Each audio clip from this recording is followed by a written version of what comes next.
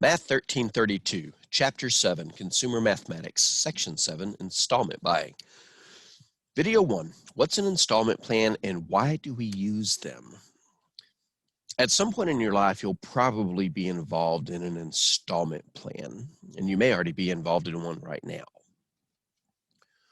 When we need or want an item, sometimes we just buy it right now. Last night, I happened to be in Tyler pretty late, and I wanted a breakfast taquito from Whataburger, so I bought it. Sometimes, if it's something we don't need immediately, we save for it so we can buy it in the future. For example, maybe you want to go on a cruise, and you save for it, and you save for it, and eventually you take a cruise. But what if it's something we need or want to buy right now, but we can't pay full price for it right now? For example, what if you need a car, but can't pay full price right now, which I would venture to say is the majority of people who actually purchase a car. I've only known one person in my life that went into a dealership and bought a new car and paid for it up front. This was a girl I knew in college who happened to have been on Wheel of Fortune and won a lot of money, and was telling me a story how she went into a car dealership and bought a car with cash. Okay. Well, one answer is to purchase it on what's called an installment plan. An installment plan is an agreement between a buyer and a seller. They agree to a transaction in which the buyer takes possession of an item without paying the full price up front. Installment plans sometimes have the buyer pay part of the cost up front, called the down payment. By the way, there are several terms being subtly defined in this paragraph. I will highlight them as we run across them.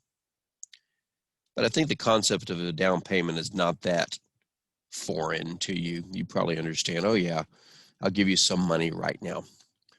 The rest of what the buyer owes is called the amount financed. So you can think of it as there are two parts to the purchase price: what I pay you now and what I owe you after that. What I owe you after the down payment is called the amount financed. The buyer agrees to pay the rest in periodic payments. The adjective periodic here just means at regular intervals. Most of the time, these are monthly payments, although there are some places where you can finance things and make weekly payments. The sum of the down payment, if there is any, and all the periodic payments is called the total installment price. Total installment price. There we go. Which is always more than the stated purchase price. The difference between the total installment price, how much you end up paying, and the stated purchase price of an item is called the finance charge. So let's talk about this for a second. I agree to buy something from you. The thing that you're selling me cost $5,000. I give you some money now. You give me the item. I make monthly payments, let's say, for 12 months. And at the end of the plan, after I've made that last payment, this item that cost $5,000, let's say I ended up paying $7,000 for it. Why would we agree to this? Why, as a buyer, would I agree to pay $2,000 more for this item that's marked $5,000? And why, as a seller, would you agree to give me possession of the item before I've completely paid for it? You probably know the answer to both. What is the advantage to the buyer? The advantage to the buyer is they get to take possession of the item before paying it off. I need a car now, not 12 months from now. What's the advantage to the seller? That also is probably pretty obvious.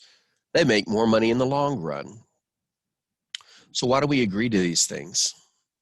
Because I need something now, but I can't pay for it now. You agree to sell it to me for a higher price, in the long run, so that I may take possession of it now, and so that you may make more money. Now, I guess if you do an installment plan between friends, maybe there's no finance charge and you end up paying exactly what the price is. But from a business perspective, that would be bad business. So that's all an installment plan is. You want to buy something now, you don't have all the money for it. The seller wants to make more money from you, so they agree to let you pay it out, over time. And at the end, they end up making more money. They end up selling the item for more than it was originally listed. But being a mutually agreed upon agreement, everybody's happy. In the next video, we'll take a look at an example of taking some of the terms of an installment plan and figuring out all the key aspects. What is the total installment price? What is the finance charge, and things like that.